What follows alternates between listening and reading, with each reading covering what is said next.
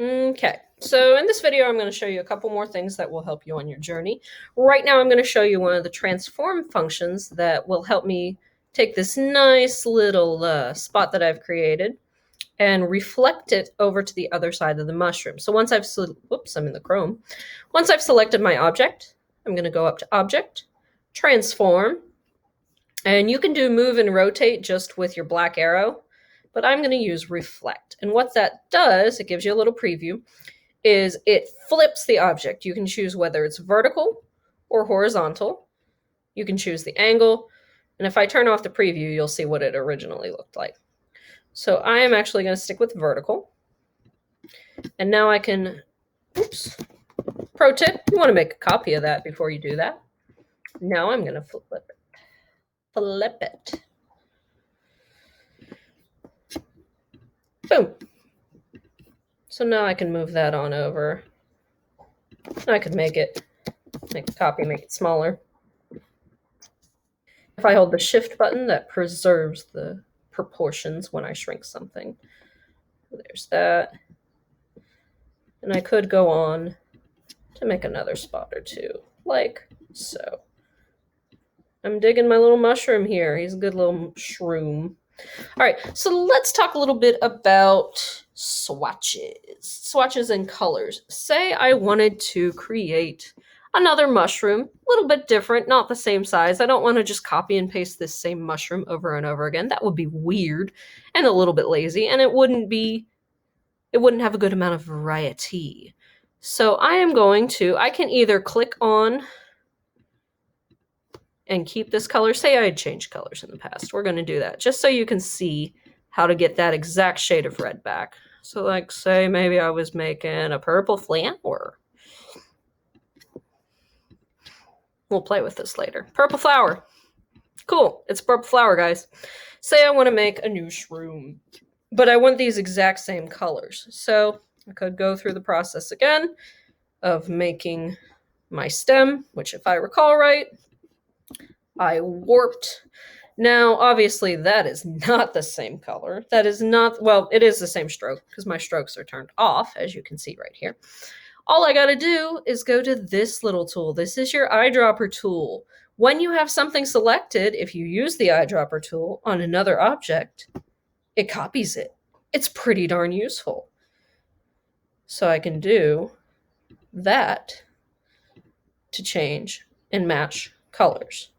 The other thing you could do, if you're the really organized type, we all know I am not, but if you're the organized type,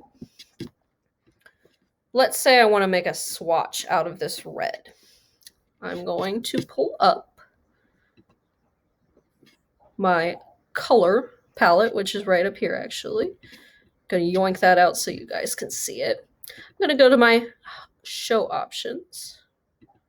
No, I'm not. I'm a liar. Maybe color guides? It's color guides.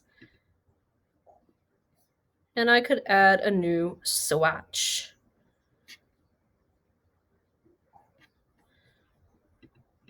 These are swatches right now.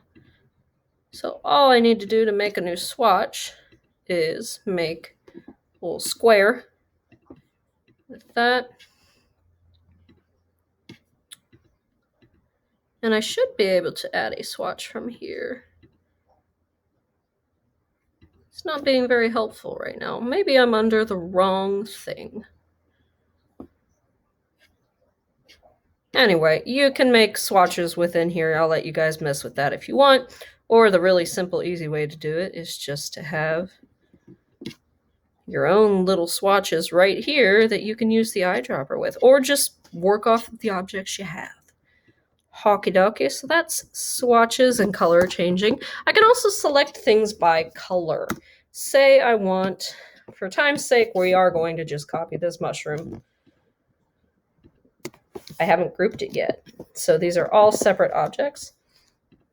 I'm holding the shift button to select them all. And I would have to select every single one of these circles because it's not grouped.